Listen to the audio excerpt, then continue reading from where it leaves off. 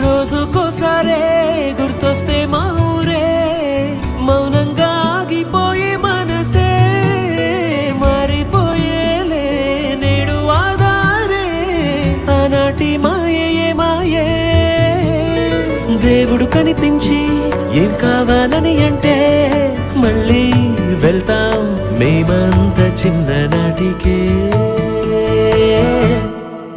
ఆ రోజు